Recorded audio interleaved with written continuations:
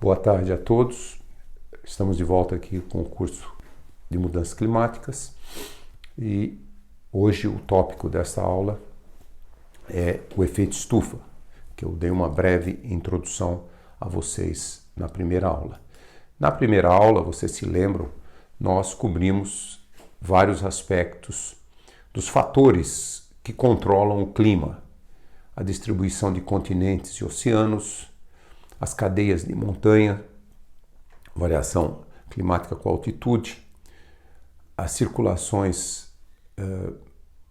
oceânicas, correntes oceânicas, a temperatura da superfície do mar e também a questão da radiação solar, da radiação refletida e do efeito estufa que já começamos a também abordar. O tipo de superfície também, que tipo de vegetação nós temos. Então esses são vários elementos que determinam os sistemas predominantes de vento e pressão, que determinam o clima. Agora nós vamos entrar propriamente em efeito estufa e essa é uma aula introdutória, depois também nós voltaremos a esse tema, porque é um tema tão importante que vocês entendam. O efeito estufa é central para entender mudanças climáticas antropogênicas. Então, nós vamos começar agora e voltaremos depois em um dos capítulos. Deixa eu começar para lhes dizer um pouco a questão. A primeira coisa que eu quero mencionar é que a radiação, aqui representada por F, o fluxo de radiação solar, é uma função constante de Stefan Boltzmann multiplicado pela temperatura quarta potência. Então esse é um corpo, emite radiação normalmente como uma função da quarta potência, numa certa temperatura. Um corpo negro é o corpo que recebe radiação e recebe energia e reemite toda essa energia na forma de radiação. Às vezes um corpo não reemite toda a energia, então tem um fator aqui chamado de emissividade. Ele pode transferir uma parte da energia de outras formas. Por exemplo, o corpo humano transmite uma boa parte da energia como radiação. Nosso corpo está irradiando, perdendo energia com uma proporção de constante de Stefan Boltzmann e a temperatura quarta potência, mas também o nosso corpo está perdendo energia por transpiração, o nosso corpo está perdendo energia por calor, que nós chamamos calor sensível, quer dizer, o contato das moléculas de ar com o corpo mais aquecido retira um pouco desse calor. Então, no caso do corpo humano, por exemplo, teria um fator de emissividade. Nós não perdemos toda a energia nós não irradiamos toda a energia. Então esse gráfico ele diz a temperatura que estaria um planeta em função da distância que esse planeta está do Sol e em milhões de quilômetros. Então a Terra está mais ou menos a pouco menos de 140 milhões de quilômetros do Sol, Vênus um pouco mais de 100 milhões e Marte acima de 200 milhões. São os três planetas no que nós chamamos normalmente de zona habitável do sistema solar. O que seria a zona habitável? A zona habitável é onde haveria possibilidade da água estar na forma líquida, que é essencial à vida, pelo menos à vida como nós conhecemos. Mercúrio, muito próximo do Sol, muito quente, e de Júpiter para frente, muito frio. Então esses são os planetas que permitiriam estar nessa faixa. E o que são o que seriam essas curvas aqui? Então, a curva sólida. Os pontos sólidos seriam planetas que não têm nenhuma reflexão, eles absorvem toda radiação e não tem também atmosfera e reemitem. Então, essa curva aqui. Essa seria a temperatura, por exemplo, Vênus está mais próximo do Sol, estaria a uns 90 graus. Ou seja, um planeta que não tem atmosfera e não reflete. Ele absorve toda a radiação solar que chega a ele e emite como um corpo negro, como um corpo que irradia toda a radiação. Então estaria nessa faixa. A Terra estaria aqui, cerca de um pouco acima de zero, e Marte estaria bem abaixo de zero. Quer dizer, a bola cheia é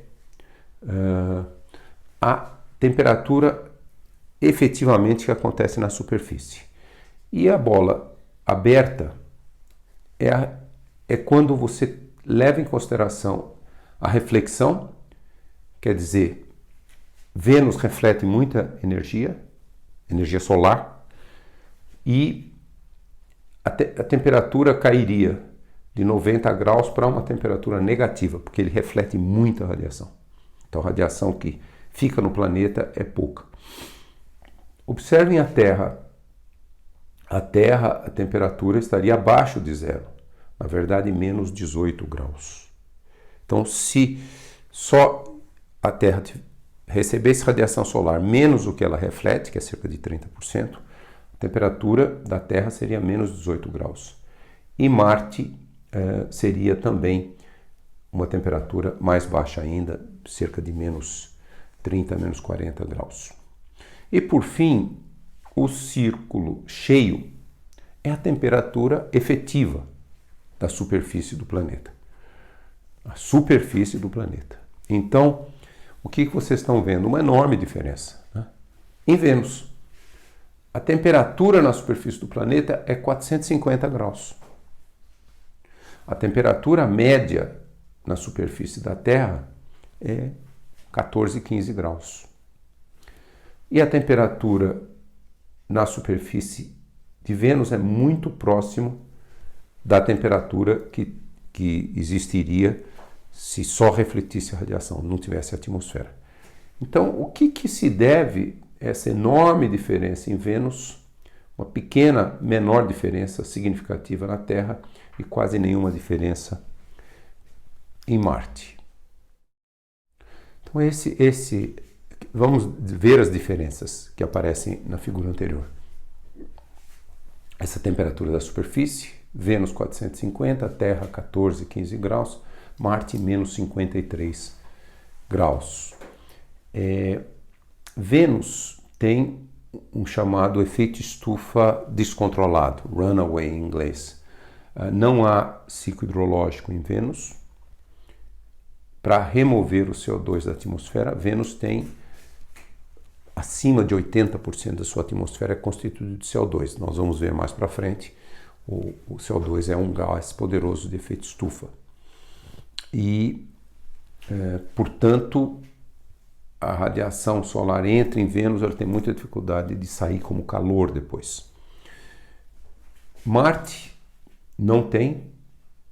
praticamente não tem atmosfera. Marte tem uma atmosfera muito pequena. Não há movimento na litosfera, quer dizer, abaixo da superfície sólida, para criar vulcões e outros mecanismos para liberar o CO2 que está dentro de Vênus. Então, Vênus praticamente não tem atmosfera e não tem gás de efeito estufa. Portanto, a temperatura de Vênus é muito próxima do que seria sem esses gases. E a Terra é única no sistema solar pela sua capacidade de sustentar vida. E por que sustenta a vida?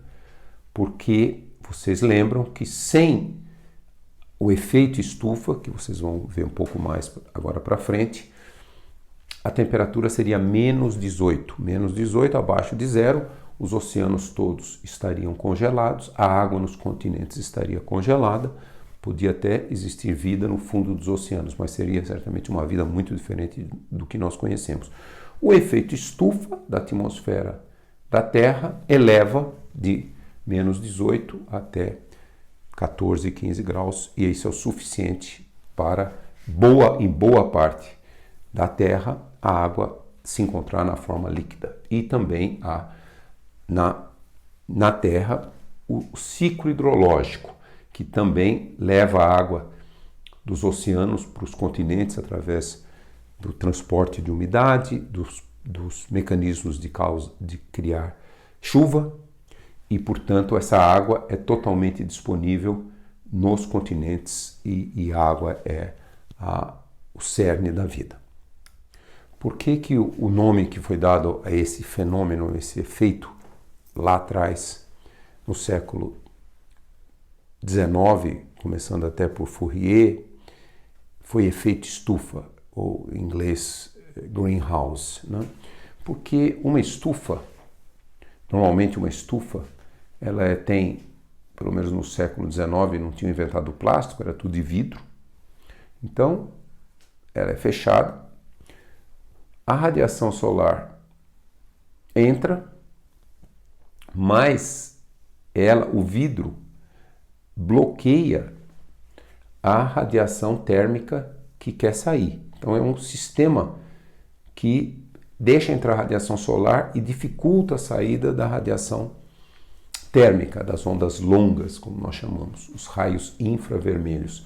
As ondas curtas, que são as ondas solares, entram e depois o vidro bloqueia a saída, então tem que ir devagarzinho aquecendo o vidro para que ele possa emitir essa radiação, e com isso esse ambiente é aquecido, o ar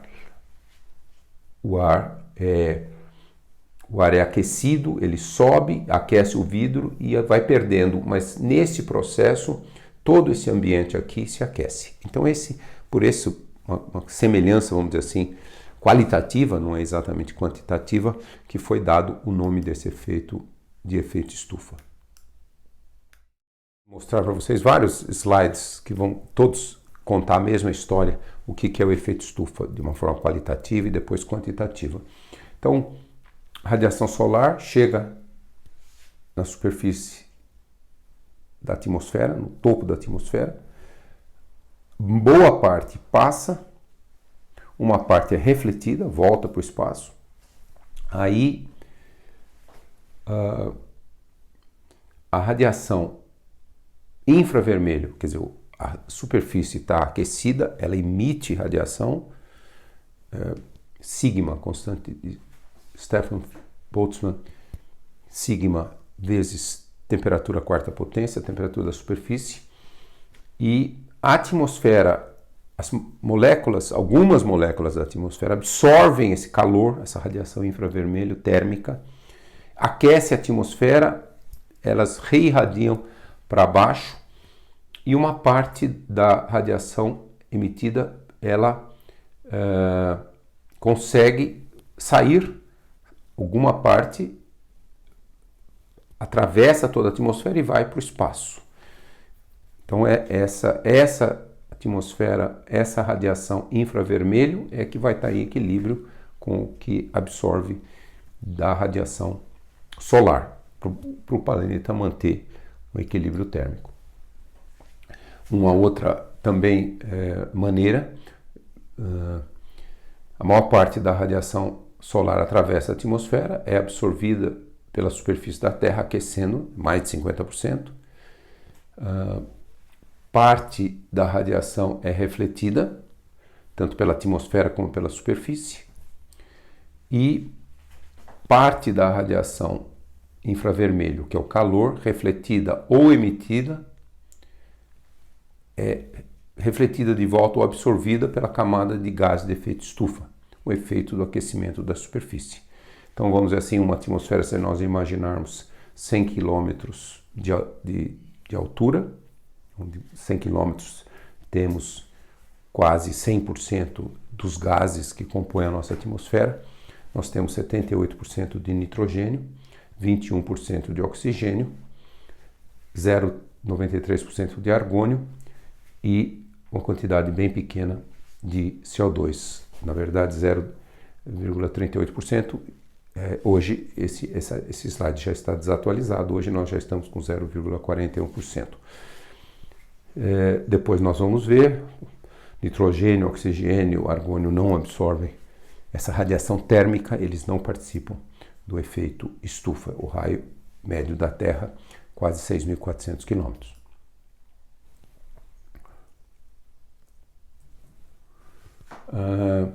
Também, um outro dado também, nesse mesmo tipo,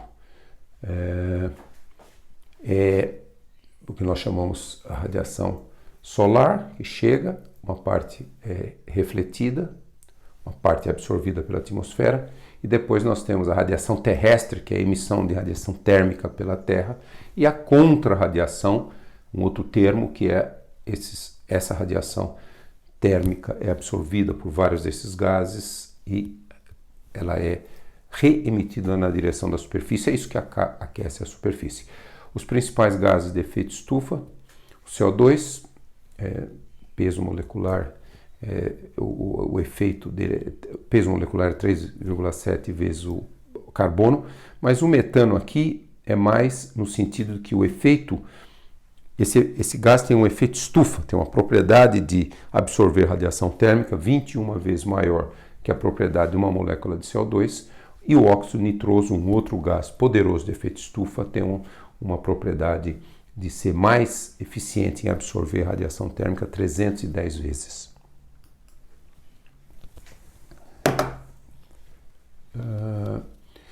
Então vamos olhar um pouco essa questão. De novo, nessa fase aqui estamos colocando muitos efeitos aqui bem qualitativos para vocês.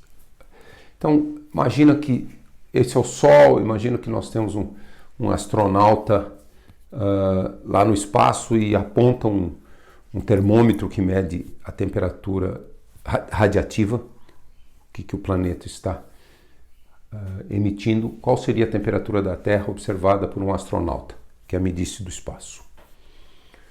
E então nós temos esse efeito, né? De novo, eu vou repetir isso várias vezes para fixar, para vocês entenderem qualitativamente pelo menos a física. Então nós temos radiação solar, chamada radiação de ondas curtas, ela chega,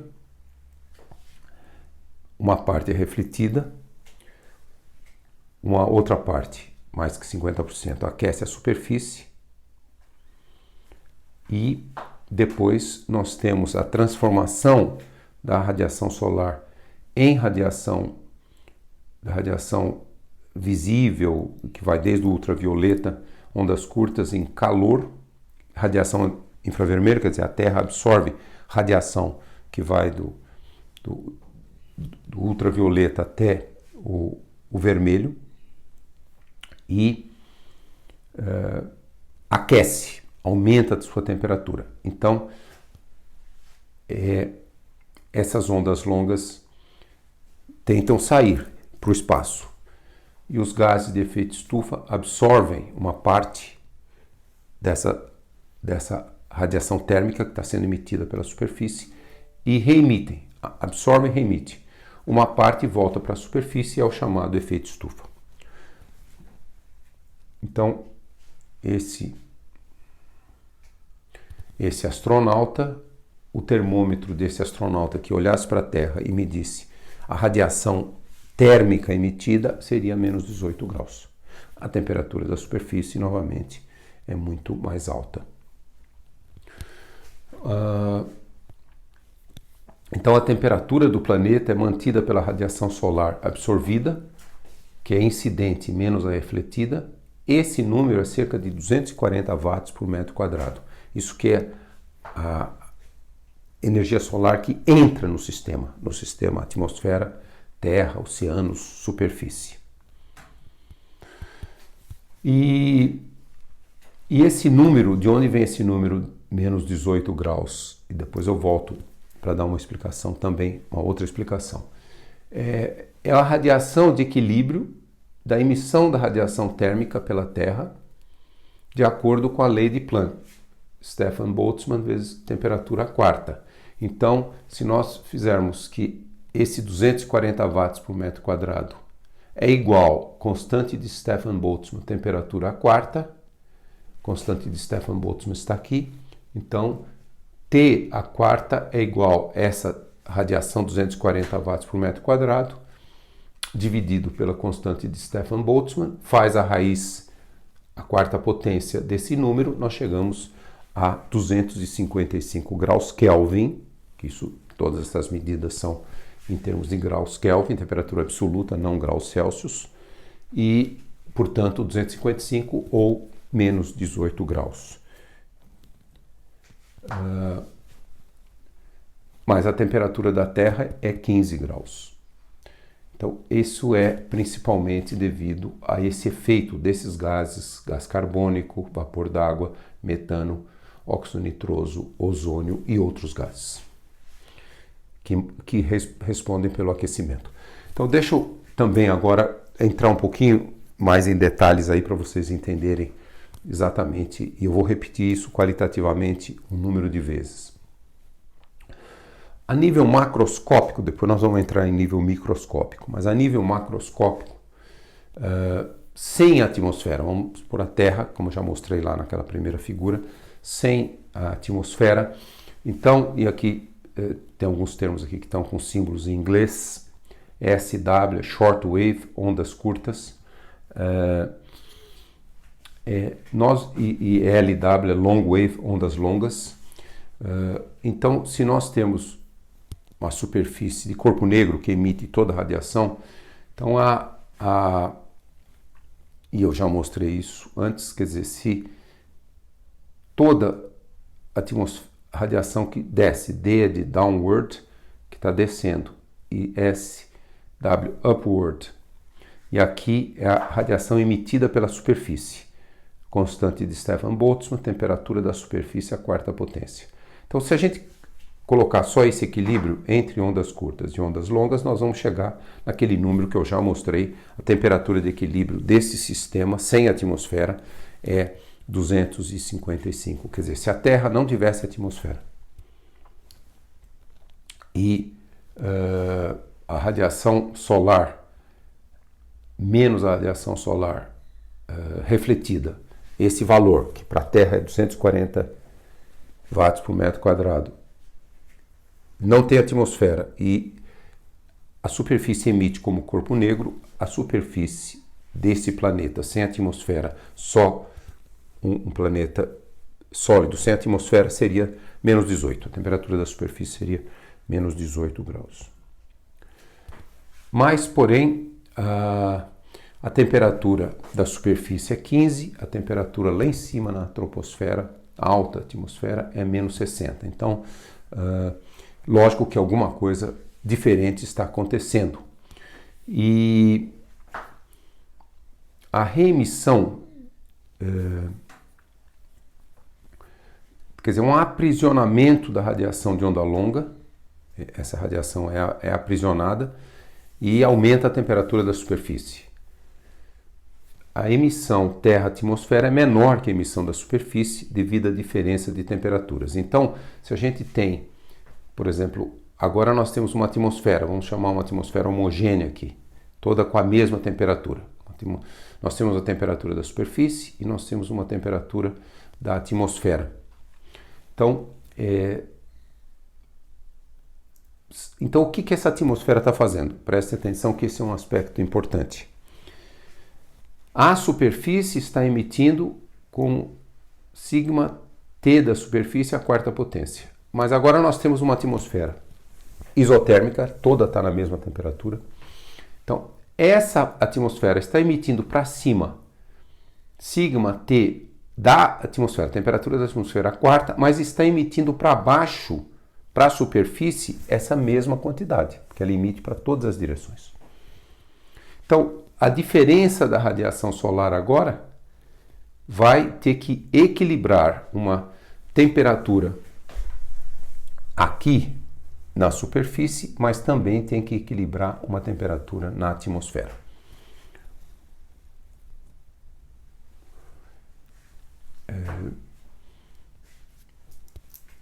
Novamente, quer dizer, a gente já colocou isso. A atmosfera é transparente à radiação de onda longa, praticamente transparente, e opaca a radiação de onda curta, quer dizer, ela absorve essa radiação de onda curta, e como se fosse um vidro, ela deixa passar a radiação de onda curta e absorve a radiação de onda longa, ou no sentido opaca que absorve. Vamos olhar um pouquinho mais o espectro eletromagnético, para vocês entenderem um pouco mais. Aqui um micrômetro é 10 a menos 6, 1/1000º de metro, e um nanômetro é 10 a menos 9, para vocês verem a escala aqui. Então vamos começar aqui com a radiação visível, comprimento de onda, né? Tudo são ondas eletromagnéticas, elas são de 0,4, o violeta, até 0,7 micrômetros, 10 a menos 6, 0,4 milionésimos de metro. Essa é a escala visível. Próximo da escala visível nós temos o infravermelho. Tem um infravermelho mais curto aqui, entre 0,7 e 1,4, e depois infravermelho mais longo. Esta é a radiação térmica. Aqui nós temos o ultravioleta, que é uma radiação 0,01 micrômetros a 0,1 micrômetro. E aqui raio-x, frequência muito mais alta e muito mais alta, raios gama. E depois, nas frequências mais baixas, nós temos comprimentos de onda bem maiores, nós temos as micro-ondas e até as ondas de rádio, que já são ondas eletromagnéticas com comprimento de onda na faixa de centímetros. A radiação solar, então, ela vamos dizer assim, a radiação solar ela tem um espectro mais ou menos aqui, um pouquinho de ultravioleta e vai até o infravermelho próximo, menor que 4 micrômetros, até aqui, mais ou menos. Muito concentrada na faixa do visível, 0,4 a 0,7 milionésimos de metro. E a radiação terrestre, ela acontece principalmente na onda longa, maior que 4. Então tem uma certa separação. A radiação que chega ao planeta, ela vem na forma de radiação de onda curta, solar e infravermelho próximo, de mais alta energia, mas quando o planeta aquece, ele reemite num espectro em que a radiação eletromagnética reemitida, chamada térmica infravermelha, ela é de maior comprimento de onda. Novamente aqui, depois nós vamos voltar um pouquinho aqui, mas eu já introduzo. Nós já falamos bastante disso, só mencionando aqui, esse é o espectro, aqui é comprimento de onda e a quantidade de energia. Esse é o espectro em amarelo aqui da energia que vem do Sol. Então a energia que vem do Sol tem a maior densidade de energia na visível, um pouco alto também no infravermelho próximo, e depois não tem energia nem nas altas frequências, baixos comprimentos de onda, altas frequências, e também nos comprimentos de onda mais altos, como micro-ondas, ondas de rádio, praticamente não tem energia, e tem o máximo de energia na faixa visível e do infravermelho próximo, e também do ultravioleta. O ultravioleta, por exemplo, é parte da radiação solar, e depois vocês pensem o que o ultravioleta faz, por que nós temos tanta preocupação com ultravioleta. Vamos até colocar na série de exercícios, um exercício para vocês, qual a importância do ultravioleta. E não vou falar mais, mas depois vocês vão responder isso na série de exercícios. De novo, vou falar isso várias vezes. Radiação solar, 20% é espalhada ou refletida pelas nuvens. 51% do que chega lá em cima é absorvido pela superfície. 19% é absorvida pela atmosfera e pelas nuvens. Tem um grau de absorção, sim, da atmosfera de radiação solar, muito nas nuvens. 6% é espalhada e, lembre, 20% é espalhada e absorvida espalhada e refletida pelas nuvens. 19% é absorvida pela atmosfera e pelas nuvens também. E 4% é refletida pela superfície. O que nós estamos mostrando aqui? Essa é uma molécula de CO2, dióxido de carbono.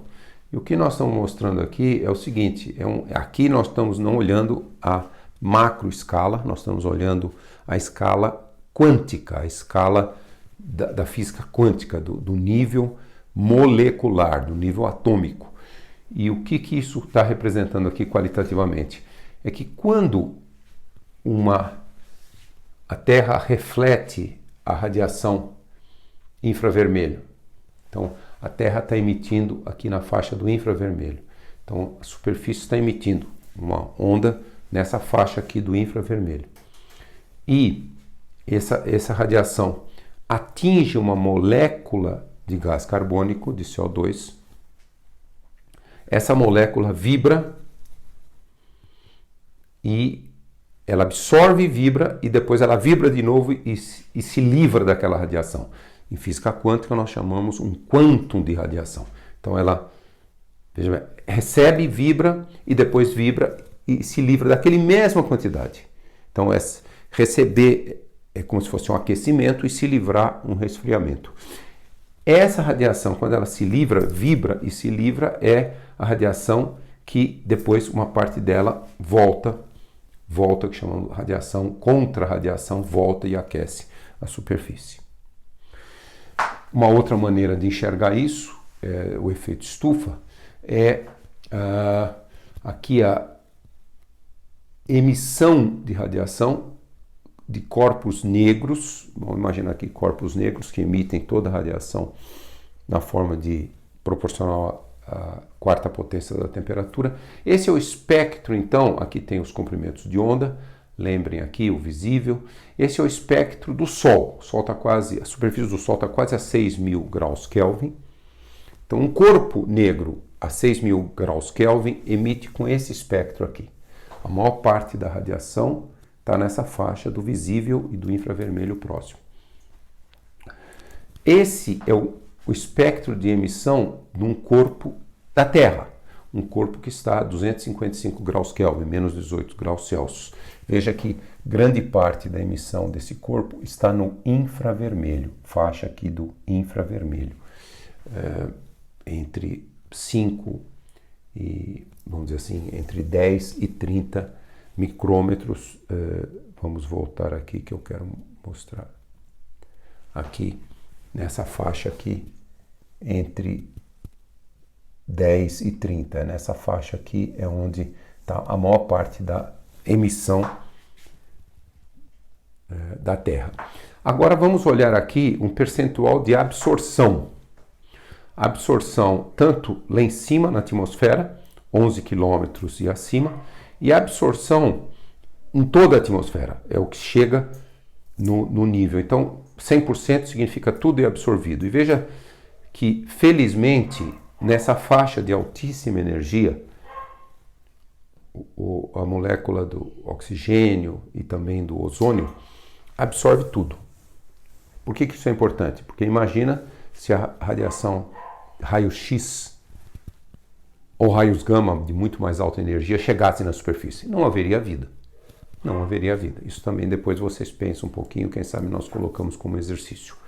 Então, essas moléculas absorvem essa radiação de altíssima energia. Quando nós chegamos, por exemplo, ozônio, aqui já na faixa do ultravioleta, o ozônio também aqui absorve uma boa parte do ultravioleta, que é também o que eu já mencionei, a importância de absorver o ultravioleta. Mas quando nós estamos nessa faixa de emissão, nós vamos ver que muitos gases aqui, principalmente gás carbônico, vapor d'água, ozônio, óxido nitroso, nessa faixa do infravermelho, que é a faixa de emissão, muito na faixa de emissão da Terra, nós vamos ver que muitos desses gases, principalmente nessa faixa aqui, eles absorvem bastante. Olha. Eles, às vezes, tem lugares que eles absorvem menos, mas eles absorvem bastante, e principalmente para radiações de comprimento de onda maior, então também o vapor d'água absorve muito. Então essa é a faixa crítica aqui, quer dizer, se aqui não tivesse absorção desses gases, então a superfície da Terra estaria emitindo tudo e a Terra seria bem mais fria, não teria muito efeito estufa. Então esses gases é que respondem pela essa absorção. Vamos fazer alguns outros cálculos aqui, repetir esses cálculos. Em primeiro lugar, bom, aqui está o Sol, aqui está a Terra, 150 milhões de quilômetros quadrados, de quilômetros de distância. Então, a radiação solar incidente que chega, ela é interceptada, né, o Sol está emitindo, por uma área que é, vamos dizer assim, o que o Sol enxerga é um círculo, né? A área que ele enxerga é um círculo, que é π multiplicado pelo raio da Terra ao quadrado, é a área de um círculo. Porém, como a Terra está rodando, essa radiação toda é distribuída em toda a superfície de uma esfera. Quer dizer, intercepta um círculo, distribui na esfera, vocês estão vendo aqui. Intercepta é um círculo, mas distribui em toda a esfera, distribui em 4π raio da Terra ao quadrado. Então isso aqui é a fórmula de um círculo, isso aqui é a fórmula da superfície de uma esfera. Portanto, o valor e o que ela emite de radiação infravermelho é sobre toda essa esfera. Então, a primeira... Então, quando nós vamos aqui olhar isso aqui, a energia emitida pela lei de Stefan-Boltzmann é a radiação total por unidade de área e por unidade de tempo, quer dizer, a densidade do fluxo radiativo, ou chamado irradiância, de um corpo negro é dado por, vocês já viram, sigma T a quarta potência. Então, sigma já mostrei para vocês. Então, a energia emitida pela Terra é esse valor multiplicado pela área de todo o planeta. Então, essa é a energia emitida. E TE é a temperatura efetiva da Terra. A energia absorvida é a constante solar no topo da atmosfera. Quando chega lá na atmosfera, é 1368, 1366, pequena variação com o tempo, watts por metro quadrado. A refletividade da Terra como um todo é 30%. Então, a energia absorvida é 1 menos 30%, 70% vezes esse valor. E essa energia é absorvida nesse círculo, onde enxergando o Sol. Então, é a área de um círculo. Portanto, a temperatura efetiva vai ser esse valor, que é a energia emitida pela Terra, vai ser igual a 70%, 0,7 vezes isso, que é esse número, 239, porque você dividiu 4πr ao quadrado por πr ao quadrado. Cancela o π, então fica 1368 dividido por 4, que é 239,4, vamos chamar 240. Então, 240 é igual a constante de Stefan-Boltzmann, T a quarta. T a quarta é esse número dividido pela constante de Stefan Boltzmann, depois faz a raiz à quarta potência e chega nesse número. É muito frio, como eu já mencionei várias vezes. Então esse é um pouco o cálculo. E nós vamos voltar aqui eu vou ser um pouquinho mais rápido, porque nós vamos voltar em mais detalhes, mas eu só vou qualitativamente mencionar para vocês o que seria o efeito estufa de um modelo muito simples de atmosfera. Eu já falei qualitativamente, que é uma atmosfera isotérmica. A atmosfera está na temperatura TA, toda a atmosfera tem a mesma temperatura, que é diferente da temperatura da superfície. Esse é o fluxo de radiação solar, quer dizer, a radiação que chega no topo da atmosfera menos é que é refletida, portanto 70% da constante solar, que é 1.368 watts por metro quadrado. Então, o fluxo de radiação, que é esse 70% desse número dividido por 4, porque tem que considerar que a Terra é uma esfera que está rodando, ou seja, 239,4 watts por metro quadrado, isso é igual à temperatura da atmosfera. Stefan Boltzmann, temperatura da atmosfera. Por quê? Porque tem que ter um equilíbrio aqui. Esse fluxo é igual a esse. Então, esse fluxo, que é essa parte aqui, é igual a essa temperatura. Agora, como que nós vamos considerar a temperatura da superfície? Bom, o que a superfície está recebendo? Ela está recebendo esse fluxo, mas ela também está recebendo a contra-radiação da atmosfera. Então, a superfície está recebendo radiação solar e está recebendo o contra-radiação da atmosfera. A atmosfera, nessa temperatura TA, está emitindo para todas as direções, para cima e para baixo. Portanto, para saber a temperatura da superfície, nós temos a soma desse com esse é igual a isso aqui. Então, F mais esse valor, então F, que é 239,4, vezes duas vezes, porque esse aqui também é igual,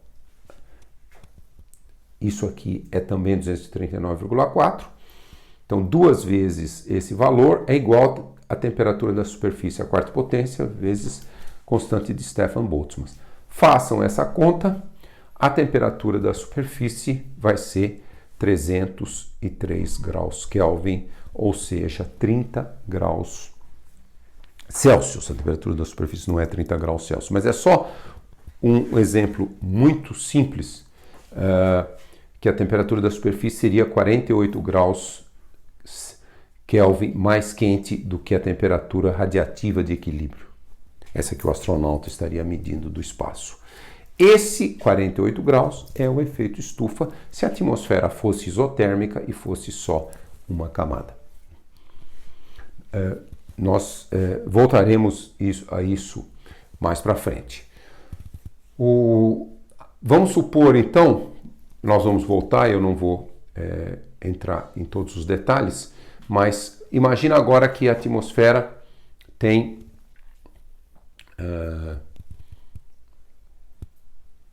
dois níveis agora, uma atmosfera com dois níveis, né?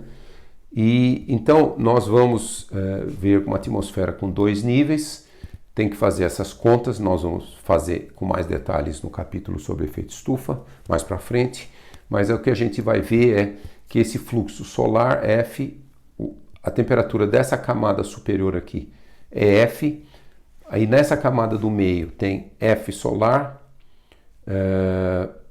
F dessa camada, portanto, essa camada do meio recebeu dois Fs, portanto, ela tem que emitir dois Fs para cima e para baixo, portanto, a superfície está recebendo F mais 2F, portanto, ela tem que emitir 3F para ter equilíbrio. Então, quando nós fazemos essas contas, nós vamos ver que a temperatura agora da superfície seria 335 graus, muito mais quente. Então, quanto mais camadas nós vamos colocando, teoricamente esse efeito estufa vai aumentando.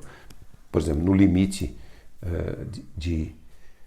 de Vênus, por exemplo, é um mega efeito estufa, né? Que sobe a temperatura de Vênus mais quase 500 graus. Mas esse é um exemplo de duas camadas isotérmicas e que absorvem tudo. Na Terra não é exatamente assim. Então esse modelo assume um balanço radiativo total, tudo é corpo negro, absorve e reemite tudo, e é logicamente muito simplificado.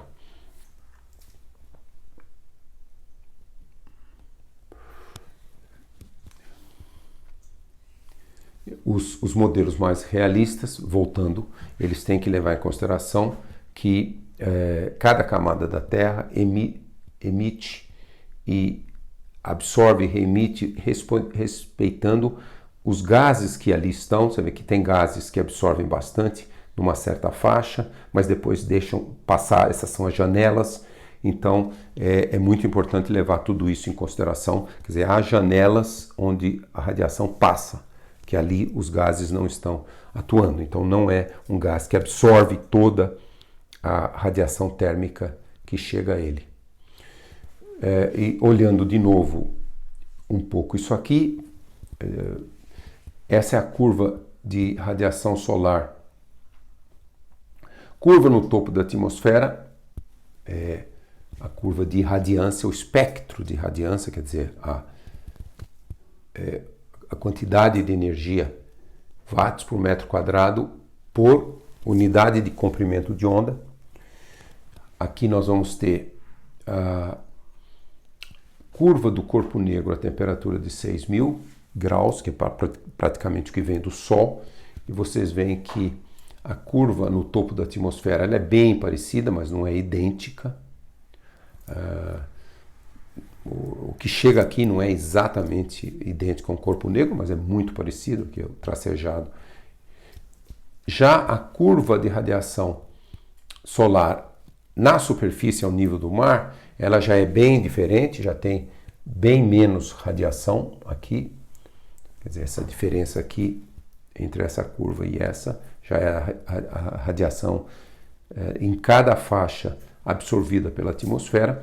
E quando nós vamos aqui nas faixas do visível e infravermelho, nós vamos vendo todos esse local aqui que a radiância já tem esses picos para baixo, são as várias faixas de absorção do vapor d'água, na radiação aqui visível também, oxigênio, e depois quando nós chegamos na faixa de infravermelho, nós vemos todo esse efeito, principalmente do vapor d'água, do gás carbônico e assim por diante. Vocês já viram isso? Vamos dizer assim, quanticamente falando,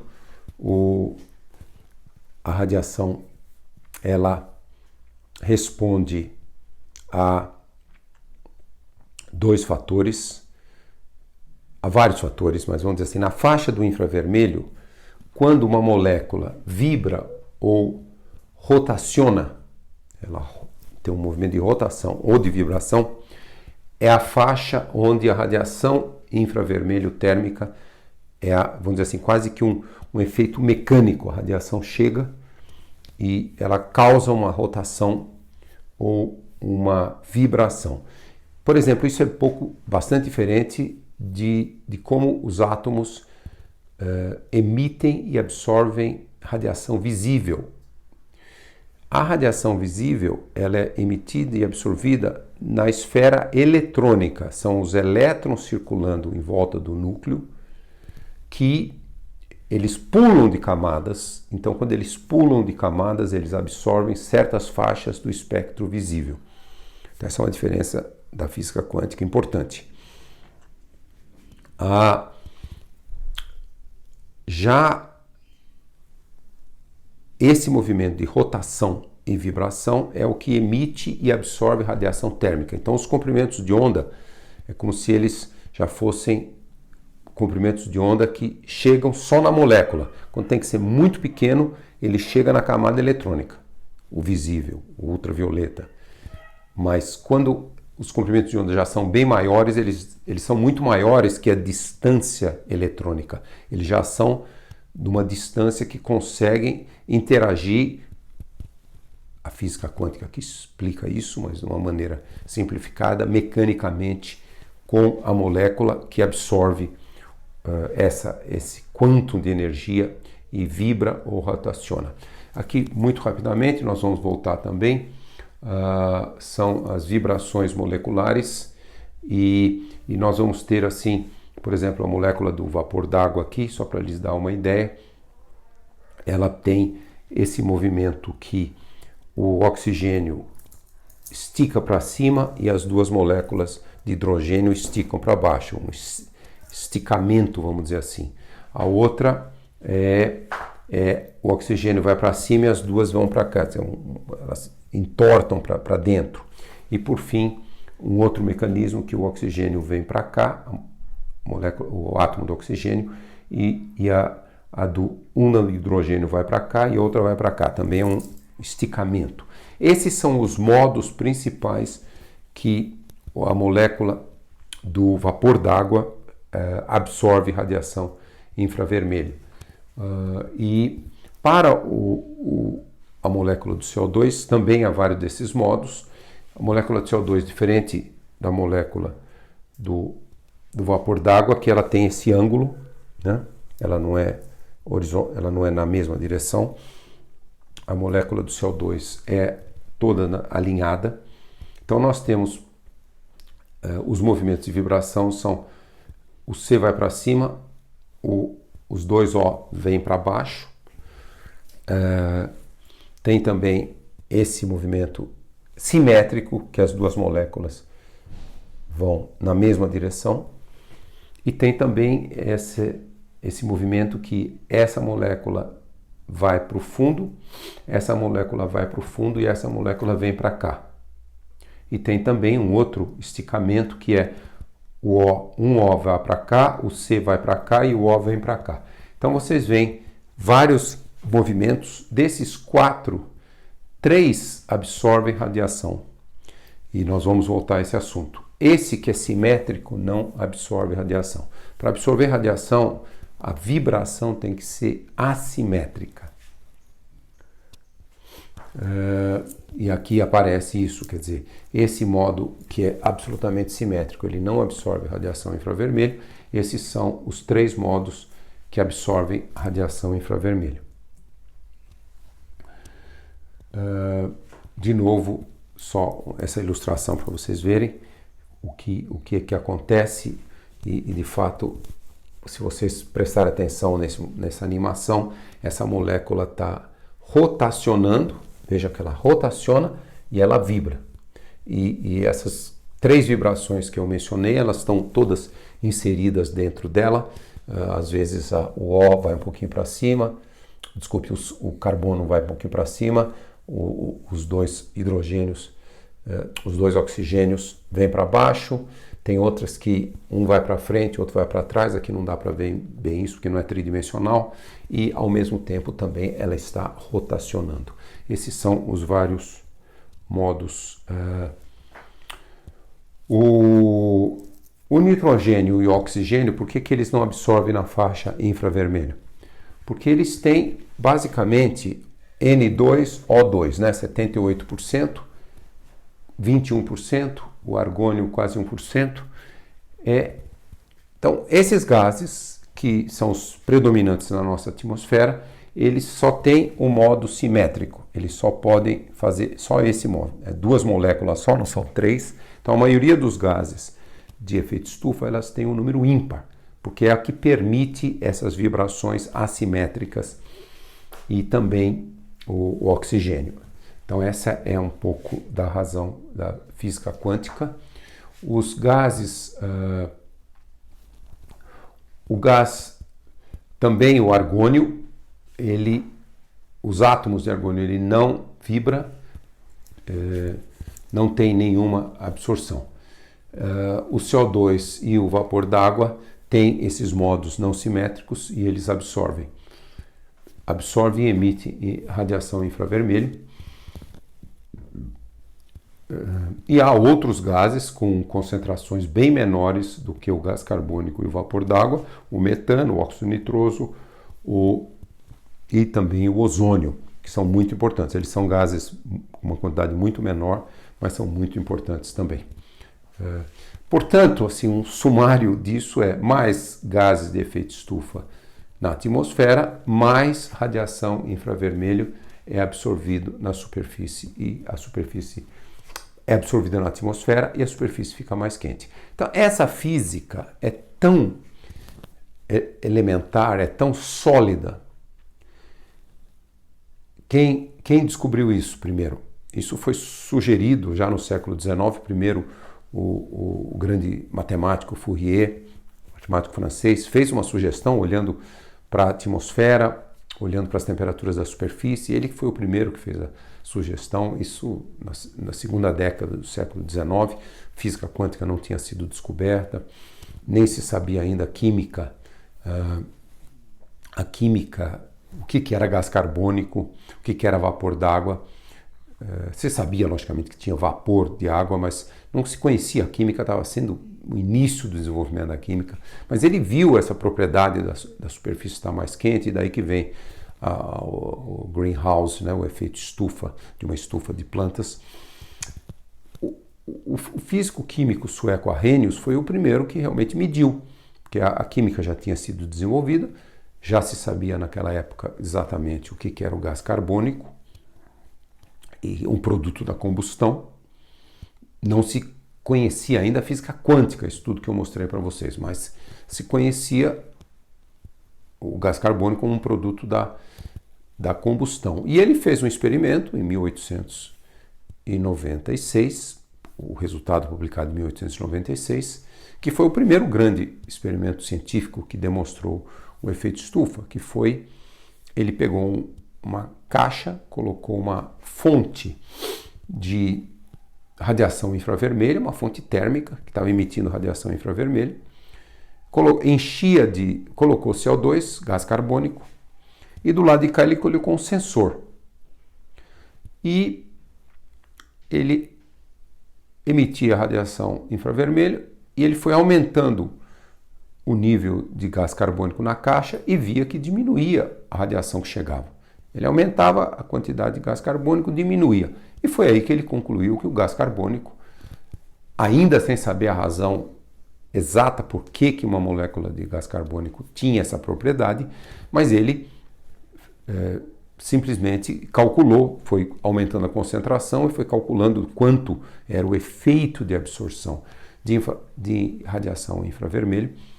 E ele foi o primeiro que fez o cálculo. Como eles já sabiam que o gás carbônico era um produto da combustão e que já naquele período florestas estavam desaparecendo, já se começava a usar, já se usava o carvão para gerar energia. Naquela época já tinham descoberto o petróleo.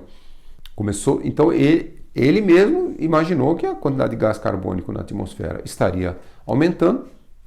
E com base nesses cálculos muito simples que ele fez, ele calculou que se dobrasse a concentração de gás carbônico na atmosfera, a temperatura da superfície aumentaria 5 graus. Hoje a gente tem cálculos muito mais precisos, esse número é menor que 5 graus, mas é impressionante que em 1896, sem saber de física quântica, todos esses mecanismos, o Arrhenius conseguiu calcular razoavelmente bem. Não tinha um modelo climático que vocês vão ver mais para frente, não tinha esse conhecimento de física quântica, não tinha o conhecimento desses espectros, como que era o espectro de radiação chegando na superfície, não tinha nada desse conhecimento. Ele simplesmente mediu o potencial de absorção de radiação térmica pelo gás carbônico e fez uma conta razoavelmente simples. Isso é século XIX, então essa física é muito bem conhecida desde essa época. Vamos só olhar alguns desses números para vocês fixarem. Aqui nós temos a radiação solar disponível no topo da atmosfera, top of atmosphere, topo da atmosfera, em watts por metro quadrado.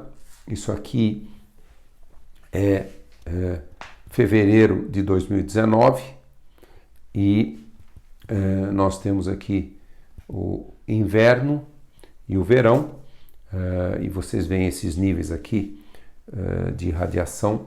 Esse é no topo da atmosfera, né? Então nós temos um verão, mês passado, fevereiro de 2019, valores aí de 400 watts por metro quadrado, e já no inverno vai de zero, praticamente não tem radiação lá no polo norte e com valores muito baixos, 30, 70. Isso é topo da atmosfera.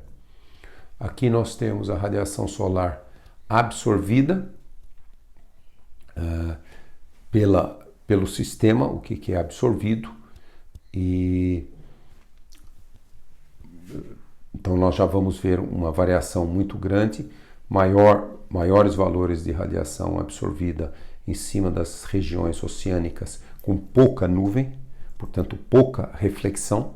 Então esse fluxo quase que chega direto lá no oceano, e já nas regiões continentais com uma reflexão muito maior.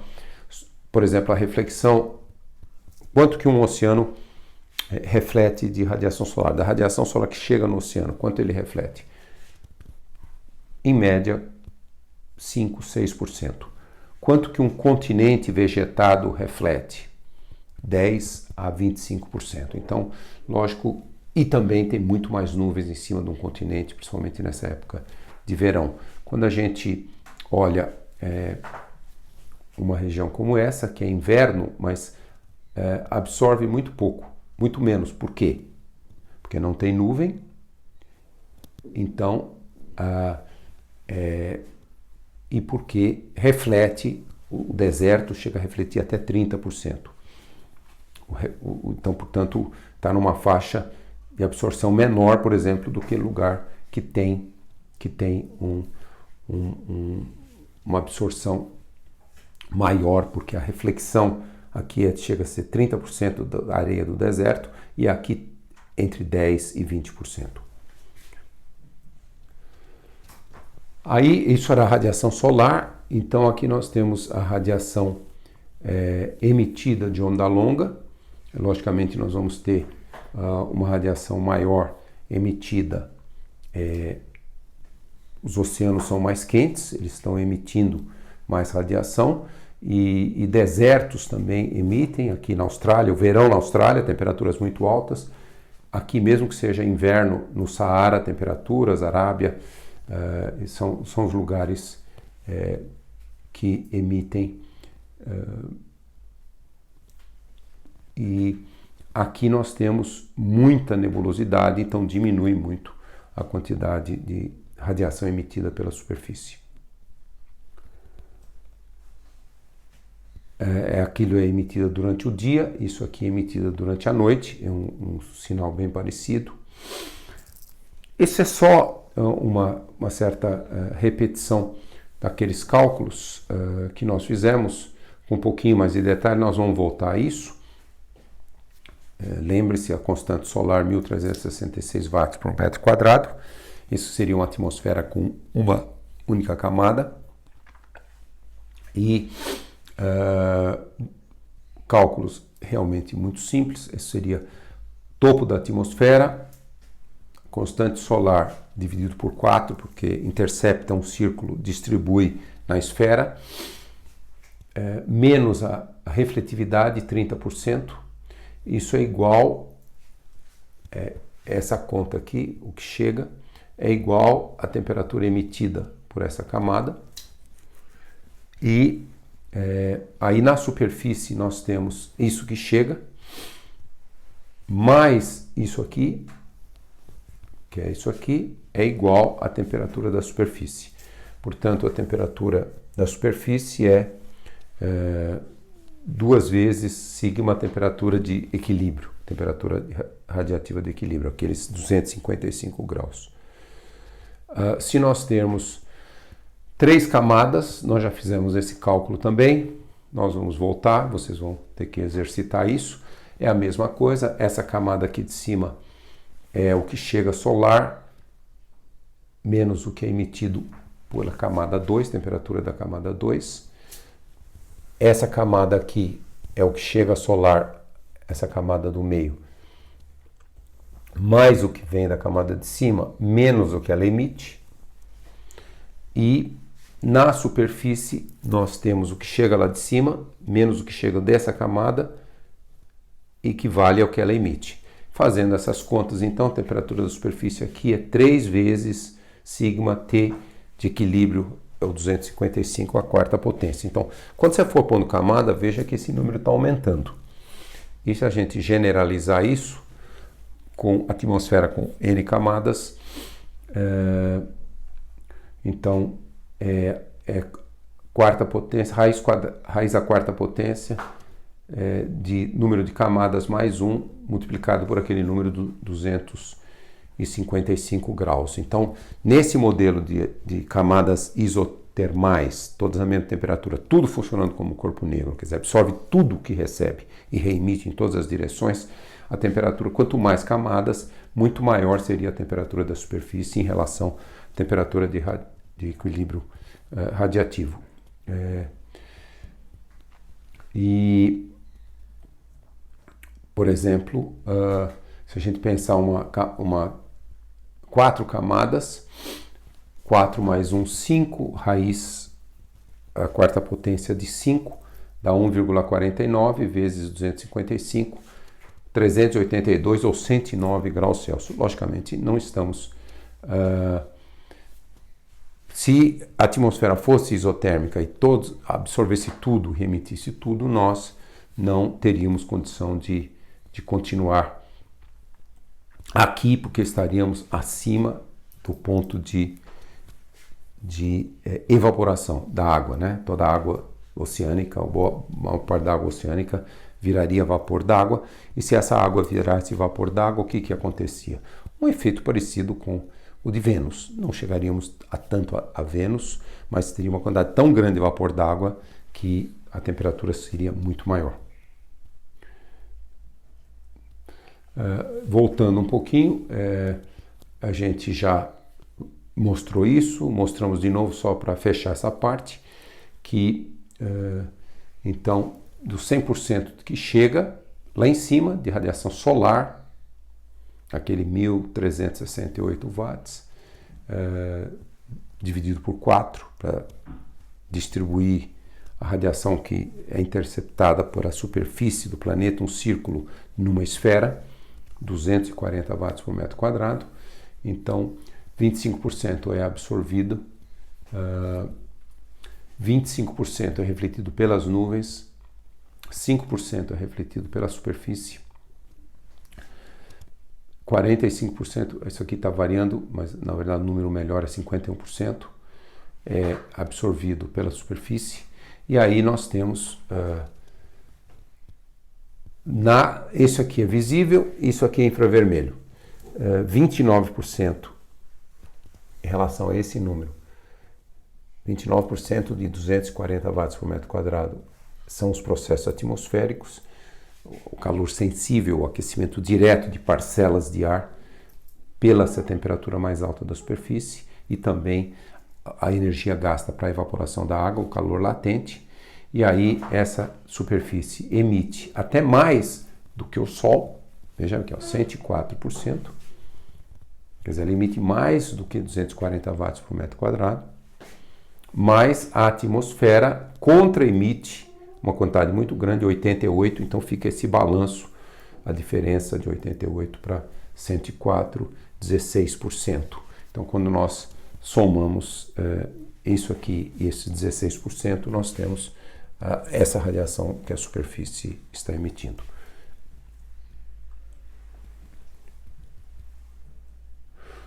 Isso é um número aqui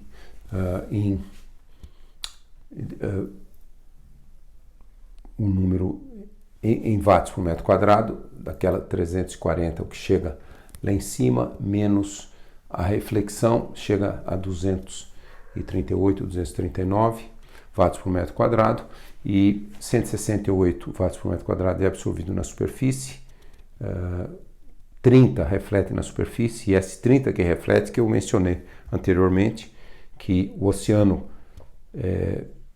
reflete desses 168, 5, 6%, o que a gente chama albedo, refletividade é baixa, absorve quase tudo. Uma superfície vegetada, uma floresta, reflete 10 a 12%, uma agricultura reflete 15, 18%, um deserto reflete até 30%, uma superfície construída varia muito. Se for branco, reflete 30%, se for alguma coisa negra, reflete 1, 2%. Aí, desse valor 168, 24 é o calor sensível, 24 watts por metro quadrado, que está aquecendo. 78, veja, muito mais do que o aquecimento direto da atmosfera, é o uso da energia solar para evapotranspiração. E 390, veja que é um valor maior do que 342, é emitido. 324 volta. 40 consegue fugir pelas janelas espectrais, e aí isso tudo acaba significando 235 sai para o espaço, que é a diferença de 342, que chega, menos o 107, que é refletido pela atmosfera, nuvens e superfície. Portanto, o efeito estufa natural é 33 graus. E dos gases, qual é o percentual? Quem que está fazendo a maior parte desse efeito estufa? Isso é muito interessante. O vapor d'água é o que está fazendo a maior parte do efeito estufa. 20 graus desses 33 é o vapor d'água. 7 graus é o dióxido de carbono, o gás carbônico. Ozônio, 2 a 3 graus. Óxido nitroso e outros, 1,4 graus. Metano 0,8 graus e demais gases 0,6 graus. Então, uma pergunta que vocês vão pensando a respeito é: se o vapor d'água é 20 graus, ele é 3 vezes quase maior, o efeito integrado do vapor d'água, e o gás carbônico é 1/3, o gás carbônico já cresceu, esse gráfico está desatualizado, perto de 40%, saiu de 285 partes por milhão, concentração, e estamos em 415.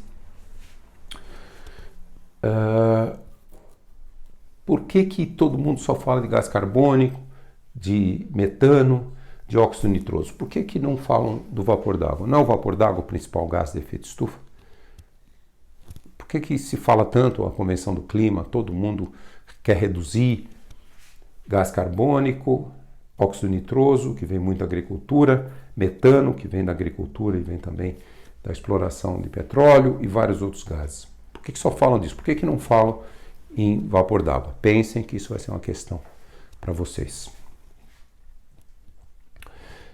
E por fim, para terminar essa aula, nós vamos dar um exercício prático. Então, lembrem do que eu mostrei aqui. Eu coloco esse slide aqui em último, porque é exatamente para ligar com o exercício que vocês vão fazer, mas eu vou explicar aqui alguns números. Então, vamos dizer assim, se eu quisesse ver na atmosfera o efeito estufa operando, puxa vida, é muito mais fácil ver com vapor d'água, que é 3 vezes o valor do gás carbônico. E uma outra razão também de olhar para o vapor d'água. O vapor d'água, ele varia muito na atmosfera. Por que o vapor d'água varia muito na atmosfera? A gente já tratou disso na primeira aula. Quer dizer, esses controles climáticos. Nós mostramos lugares secos, lugares mais úmidos. Então, quanto mais umidade, maior o efeito estufa do vapor d'água. Então, como o vapor d'água tem a maior parte do efeito estufa, 20 de 33 graus, quase 2/3, 60% desse efeito, é mais fácil ver o efeito estufa através do vapor d'água. O gás carbônico, ele é um gás muito pouco reativo na atmosfera. O que muda o gás carbônico é as plantas, as árvores. Ele não é um gás de alta reatividade química que você joga na atmosfera e em minutos ele desaparece, combina com outras substâncias ou faz parte de reações fotoquímicas. Ele é muito estável. O tempo de residência do gás carbônico na atmosfera é 150 anos. Quer dizer, esse gás que, se você tem um veículo que queima gasolina ou diesel, aquelas moléculas que estão saindo do escapamento, em média, elas vão ficar na atmosfera 150 anos. Então, como a atmosfera mistura muito o gás carbônico,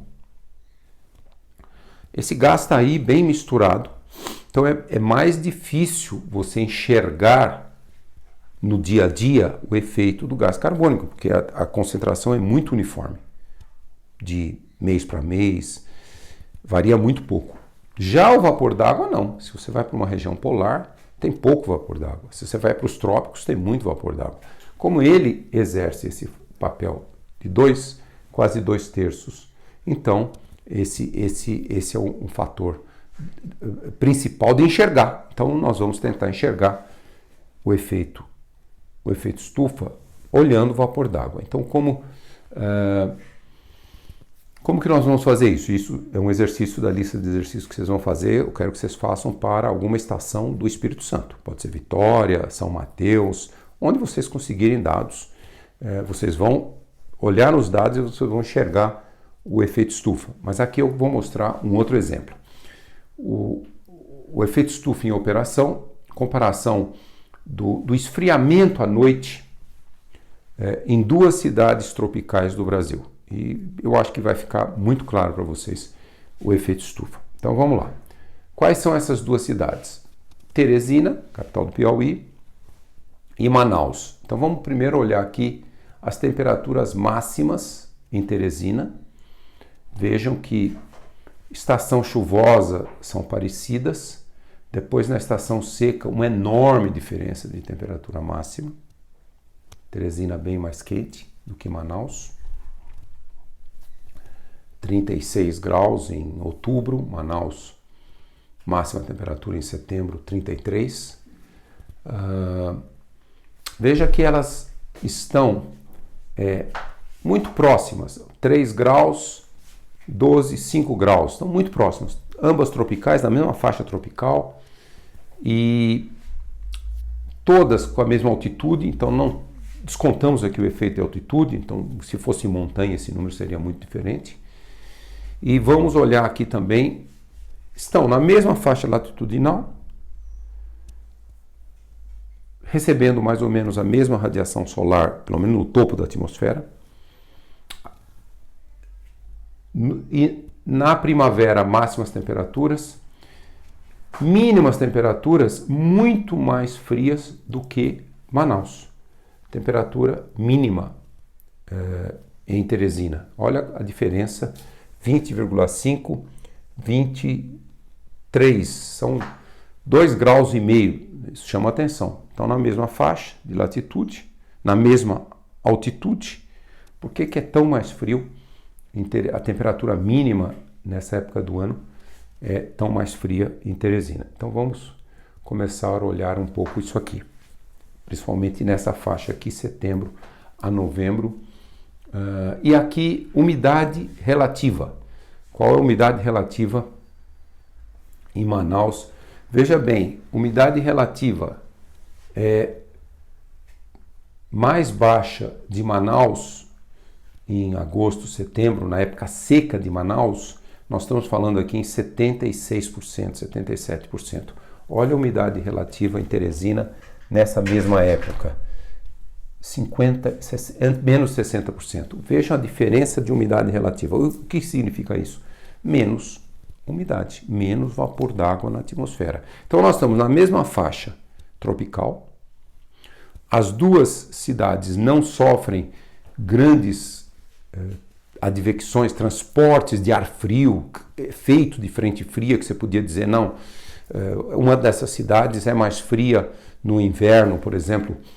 Teresina é mais frio, como eu mostrei antes, porque ar frio chega lá em Teresina. Não, elas estão na mesma faixa, longe do efeito advectivo de ar mais frio. E Teresina tem uma temperatura mínima 2 a 3 graus mais fria e tem uma grande flutuação aqui, 55 a 75, vamos dizer assim, 20% de umidade relativa nessa época do ano. Muito menos vapor d'água. Vamos olhar também, por exemplo, amplitude térmica diária, agosto a outubro de 2007. Isso é quando eu ministrei esse curso e isso era um exercício que os alunos fizeram, que vocês vão fazer agora para o Espírito Santo. Vocês podem seguir bem esse modelo desse exercício. E ali nós fizemos o exercício para Manaus e Teresina. Então vamos olhar a taxa nesse período, agosto a outubro, a taxa de resfriamento. Então vamos olhar a temperatura, aqui é hora de Greenwich, então Manaus é 4 horas antes, então isso aqui é 20 horas. E aqui, 8 horas da noite, temperatura 26,7 e depois a mínima foi 23,7 às 6 da manhã. Então nós tivemos uma diferença de 3 graus em 10 horas. Então presta atenção, resfriamento à noite. Por que resfriamento? Porque à noite não tem radiação solar, então essa temperatura é depois do pôr do sol, só está perdendo radiação térmica. A superfície está emitindo radiação térmica e vai esfriando, em qualquer lugar. Agora vamos ver Teresina, o mesmo período, agosto a outubro de 2007. A temperatura às 21 horas era 27,5, pouco mais quente. Veja, a temperatura era mais quente às 9 da noite e caiu para mais fria do que Manaus. Aqui Manaus, 26, quase 0,8 graus, mais quente Teresina, e caiu para 21,4 graus. Diferença de 6,1 em 9 horas. Aqui diferença de 3 graus em 10 horas. Muito mais rápido e mais profundo. O resfriamento foi o dobro de Manaus. Mesma latitude, praticamente a mesma, quer dizer, e saindo praticamente da mesma